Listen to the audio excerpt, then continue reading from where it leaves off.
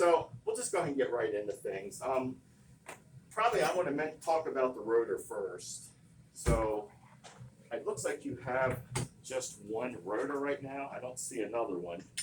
So this is what's called a JA20 rotor, and we always have the model stamped on top of the lid. It's important you know this because when you make a run with this centrifuge, you want to tell it which rotor's in it so you can input the right parameters.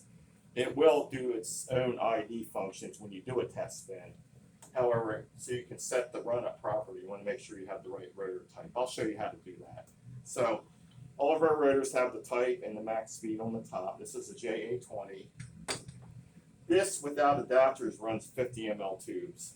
So there's various adapters and different things.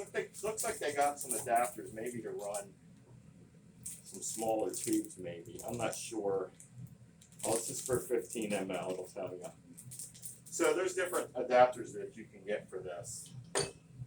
So the rotors, you want to obviously make sure that you keep them clean, wash the cavities out. This actually is interesting. It's got some water in one of the cavities.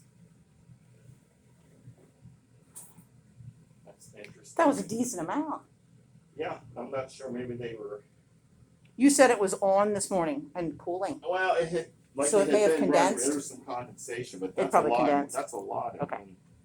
But you want to make sure that you clean, keep this clean, rinse it out. Don't clean the cavities out with sharp objects. You don't want to gouge the finish in here. So, just anyway, you want to keep it clean.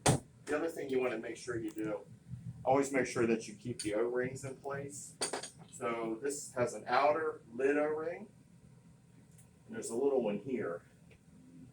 You should have some spares, at least the outer ones that came with it. Usually the outer ones come off first or wear out much before the inner O-ring. So you want to keep these lightly greased. You don't have to do it all the time. It depends how often you use it. When you say often, how much will be often used? I'll tell you what. You just want this so it has, as long as it's got a sheen to it and it feels a little slippery. Okay. Like you just want to keep a light coating of this vacuum grease. Literally put a little between your fingers and just, you don't need a lot. See how I just have a little glaze to it? You can't, well, if you put a little extra, it's not going to hurt anything, but then to reinstall it, you just take your thumbs and just kind of feed it in like this. These will crack over time and wear out, but you want to make So sure. that's what it needs to be moist. And Right. That's Yeah. also what broke on the other one last week. This is kind of wet, but normally when everything's dry, you can feel the grease.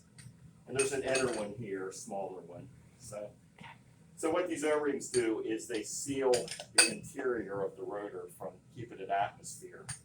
If you're missing an O-ring, it'll still run. It's probably not going to cause much. It probably won't cause a huge problem, but by keeping these O-rings in place, this centrifuge has a vacuum pump, so we do pull a bit of a vacuum on the chamber so that we can maintain good temp control. We reduce some of the atmosphere so we won't have to run the refrigeration as much. So you will have a bit of a vacuum on the chamber, so you want to make sure that you have your O-rings in place. The other thing you want to do periodically, Help yourself.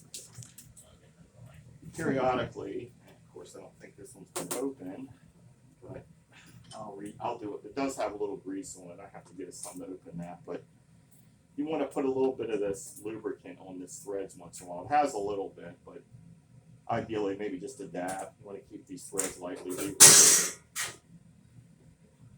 Now, so these threads screw in. She's gonna give it a second. Are you sure about that?